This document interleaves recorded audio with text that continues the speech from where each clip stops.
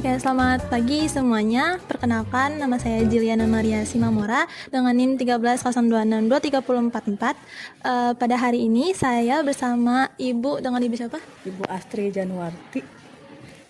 Oke, dalam video ini saya akan melakukan wawancara bersama Ibu Astrid. Iya. Oke, apakah Ibu Astrid sudah siap untuk wawancara? Siap. Oke, untuk pertanyaan yang pertama, bagaimana Ibu merencanakan perencanaan pembelajaran fisika sebelum kegiatan mengajar dimulai? Bagaimana cara merencanakannya? Iya. Pertama kita lihat dulu RPP-nya ya. Terus berdasarkan kurikulum Merdeka itu kan berpusat pada peserta didik. Yang pertama, kedua pada pengembangan holistik. Terus yang ketiga konseptual dan relevannya ya. Terus jangan lupa fleksibelnya biar nanti si pendidik itu diberikan fleksibel dalam mencapai tujuan pembelajaran yang ditetapkan ya.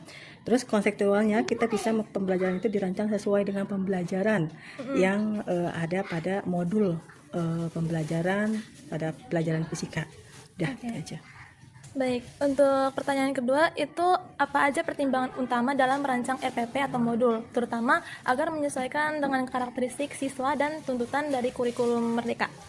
Oke, yang pertama kita harus tahu pemahaman konsep dahulu ya, sebelum kita tahu pemahamannya, dan kita juga harus tahu keseimbangan teori dan prakteknya, dan kita juga harus membentuk seperti pada pembentukan kelompok belajar, terus kayak kita menerapkan konsep praktikumnya, kita juga harus tahu siswanya itu dia paham atau tidaknya ya dalam pembelajaran fisika. Kan kadang pembelajaran fisika itu kalau kata anak itu sangat menyusahkan ya, sangat menyulitkan, padahal kalau kita belajar dengan sungguh-sungguh, kalau kita sungguh-sungguh dan paham, pasti fisika itu sangat mengasihkan.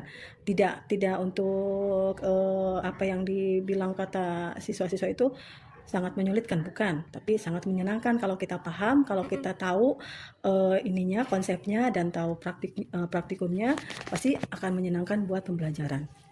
Oke, terima kasih atas jawabannya. Untuk pertanyaan selanjutnya, bagaimana Ibu mengordinasikan atau menjadwalkan kegiatan pembelajaran serta membentuk kelompok dalam proses pembelajaran fisika agar kegiatan di kelas itu menjadi efektif dan juga seimbang antara teorinya sama praktiknya? Oke, bagaimana caranya biar si anak itu asik ya dalam pembelajaran? Iya, betul. Pertama kita harus tahu konsepnya. Yang kedua kita bagi kelompok. Yang ketiga kita harus tahu situasi di dalam laboratoriumnya itu juga ya. Karena kan kadang kalau anak itu zaman sekarang itu lebih suka praktikum dibandingkan teori gitu kan.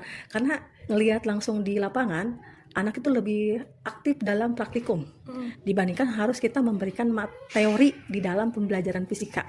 Jadi makanya kalau saya ngajar itu kadang kalau lagi anak itu bosen belajar, langsung untuk menerapkan praktikum. Kayak misalkan kayak kemarin ya, saya melaksanakan kayak membuat alat peraga. Kan itu alat peraga sederhana, tapi mereka antusias banget ingin supaya alat peraga itu terus bisa berjalan. Bagaimana nih caranya? Ternyata alhamdulillah waktu pas tadi juga memakai pembelajaran alat peraga, mereka juga sangat berhasil dan sangat senang ngelihatnya dibandingkan mereka harus mendengarkan teori dari fisikanya sendiri. Jadi praktikum itu tuh terasa lebih efektif, Ya, lebih efektif. Kalau zaman sekarang ya, kalau zaman waktu pas saya ini mah ngajar pas saya sekolah mah nggak seperti itu gitu kan. Jadi emang sih waktu pas zaman dulu dengan zaman sekarang mungkin terbenturnya dengan alat praktikumnya. Tapi kalau sekarang mungkin sudah zaman canggih, kita bisa memakai bisa melihat di YouTube, kita bisa memakai kayak aplikasi pad ya. Selain alat peraga kita sendiri juga bikin sendiri. Nah itu yang membuat anak-anak antusias sekali untuk belajar fisika. Tapi namun nggak tahu ya, di lapangan mereka itu kadang jarang sih yang ngambil jurusan fisika, itu sangat jarang sekali gitu ya, dibandingkan jurusan yang lain. Walaupun pembelajaran mereka itu di sekolah emang antusias, tapi mungkin tergantung minat dan bakatnya. Betul. Kayak untuk Pertanyaan selanjutnya lagi, bagaimana Ibu mengarahkan siswa selama proses pembelajaran, khususnya saat kegiatan atau yang melibatkan peer teaching atau tutor sebaya? Oh, dengan cara seperti kayak angket ya. Caranya angket, terus nanti kalau enggak kita memakai misalkan teman satu dengan teman yang lain menilai gitu kan, bagaimana, atau mereka itu presentasi, dengan presentasi mereka bisa tahu materi, walaupun ada yang tidak bisa menjelaskan tentang fisika, jadi bisa menjelaskan fisikanya gitu ya, teorinya kayak gitu. Berarti dengan cara presentasi atau mengevaluasi satu sama lain gitu ya. Oke. Untuk pertanyaan selanjutnya lagi, bagaimana Ibu melakukan kontrol atau evaluasi pembelajaran fisika setelah kegiatan pembelajarannya berlangsung?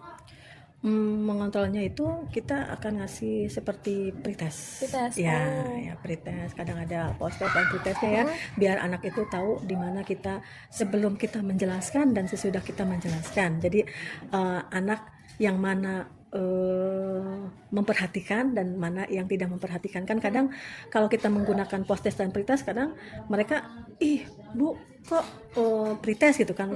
Kan sebelumnya kan kita post-test dulu ya, baru pretest. Kalau post-test kan mungkin mereka mengingat kembali pelajaran yang kemarin. Nah kalau pretest kan setelah saya menjelaskan, gurunya itu setelah menjelaskan pelajaran fisika baru mengadakan pretest kan. Gimana sampai di mana anak itu belajar fisika kayak gitu. Oke, baik. Untuk pertanyaan terakhir, saya mau minta masukan dari modul ajar yang sedang saya bikin. Iya, Dan itu modul ajarnya materinya tentang GHS, gerak harmonik sederhana. Iya, gerakan harmonik ya.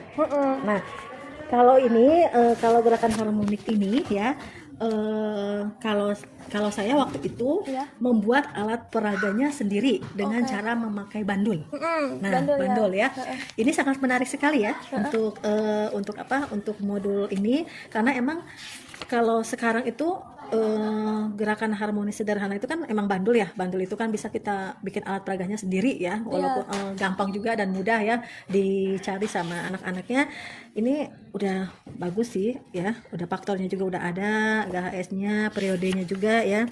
Terus kalau bisa di sini kalau bisa di sini gambar di LKPD-nya.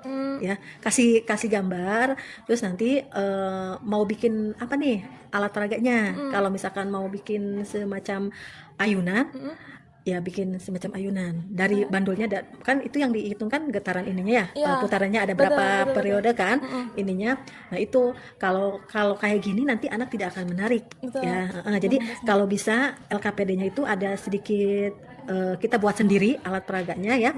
Jangan memakai alat, kalau bisa mah jangan memakai alat yang ada di praktikum ya, yang ada di ini. Kita bikin aja sendiri biar nanti pas itu kita tahu bagaimana cara menghitung periode itu pergetaran dari satu sampai ke satu lagi, dari dua sampai ke dua lagi, biar si anak itu menarik. Betul. Itu aja. Oke, Ibu mau satu lagi pertanyaannya. Bagaimana Ibu bisa memastikan bahwa keterampilan abad 21 yaitu 4C, kreatif, kolaborasi, komunikasi, sama mengaplikasikannya? Iya, dapat berkembang seimbang dalam kegiatan dari peer teaching di kelas fisika? Ya dengan cara itu, dengan cara membuat itu aja alat peraga. Alat peraga. Nah itu cocok sekali ya untuk sekarang itu alat peraga itu sangat menarik, apalagi kita memakai pad. Aplikasi pad itu sangat menarik buat anak. Udah daripada kita harus memberikan teori terlalu banyak, lebih baik kita menggunakan aplikasi seperti pad dan alat peraga sendiri. Kayak gitu. Oke, baik, terima kasih Ibu atas waktunya. Oke, sekian dari video ini, terima kasih.